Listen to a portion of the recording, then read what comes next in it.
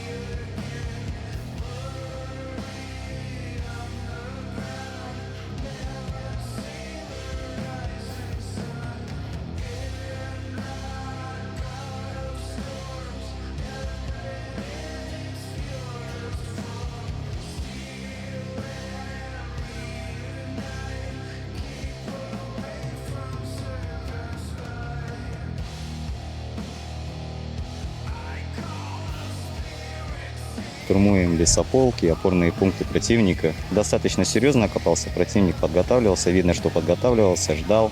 Но ничего, мы работаем, проходим все препятствия. Все, как бы он ни укреплялся, все равно продвигаемся вперед, идем. Красный, отойди!